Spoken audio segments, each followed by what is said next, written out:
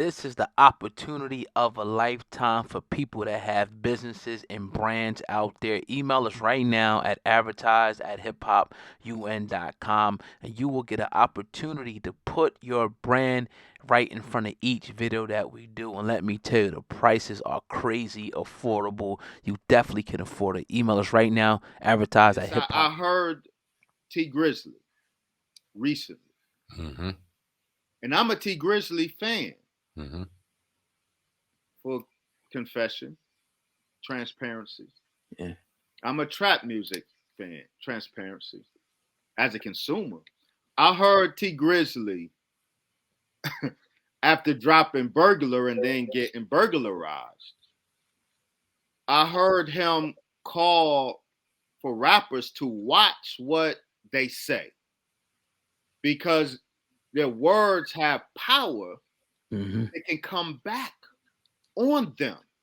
And that is very wise counsel because rappers have been sending out horrible karma for decades. And that karma was inevitably going to return to the community. So now there's a pandemic of death in hip hop right now. Yeah. We can look to and be suspicious of the record labels and their death clause, and we want to know why so many artists from Empire are dead. Mm-hmm. Has the death clause been triggered in all of those accounts and these rappers were set up to be murdered? I don't know. However, as artists, we have sent out bad angels that were going to come back to haunt us. So we have to watch what we say. And with drill rap in particular, the level of viciousness is really jarring, and the carnage that precedes and follows it should give us pause. The pandemic of Black Death in hip hop. To a great extent, we know it goes back to one of the music industry's darkest secrets, the death clause that is a part of every record label contract.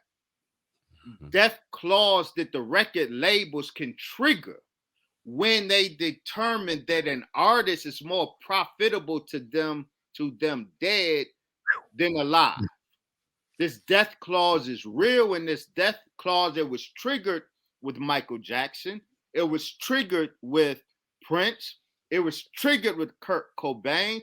And I suspect that it's been triggered with a great number of the recent hip hop deaths.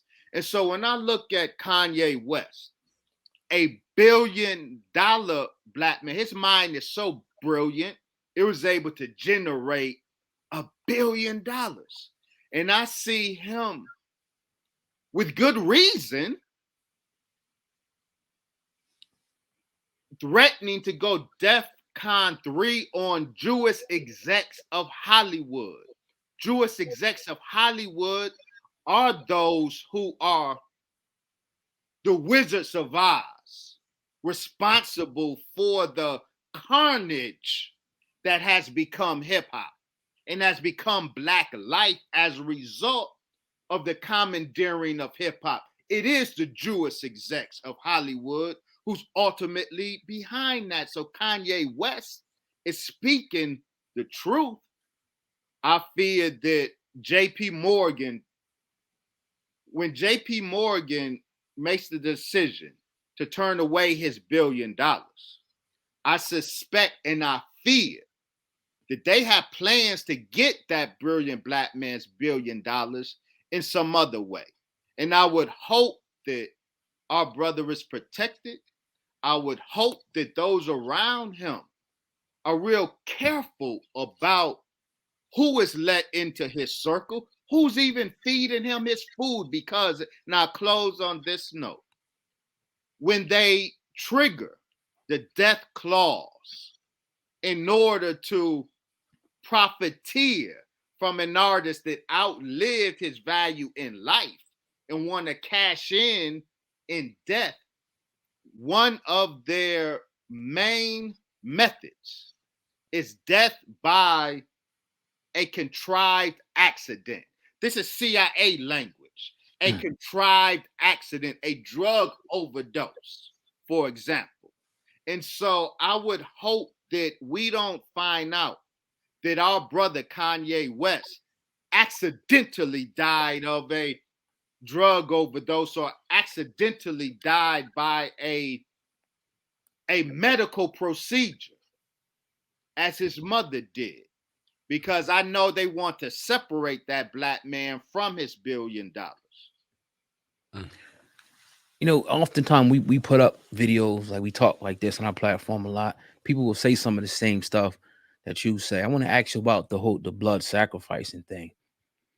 In your opinion, is that aspect of blood and real in hip hop where people actually give up what they call blood sacrifices in order to move to certain levels of fame and notoriety and wealth? So we know for a fact that when hip hop went Hollywood, Hollywood's darkest secret is an underbelly of gay pedophilia. Harvey Weinstein was a scapegoat. Harvey Weinstein's crimes was heterosexual sexual violence.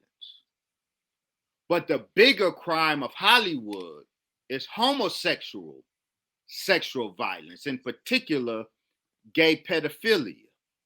Hip hop began intersecting with Hollywood.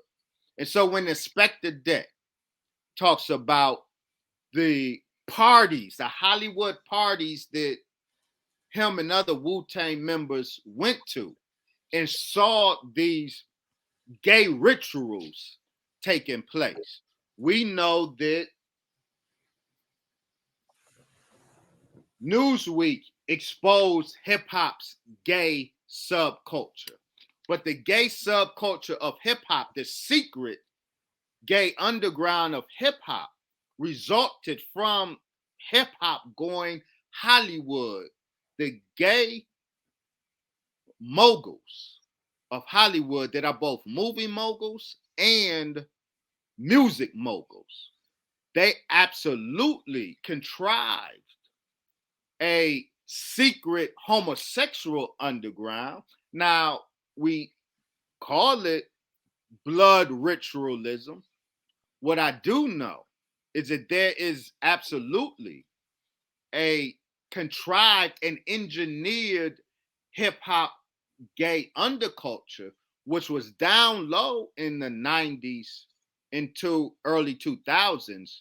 But in 2019, when the Los Angeles Times declared that at that time hip hop was at its queerest moment, with Lil Nas X coming out, that was the tip of the iceberg. Now we have Saucy Santana shaking his booty all over the place, and that is on heavy rotation in hip hop. That represents hip hop today. So we have the down low subculture being brought right up to the surface.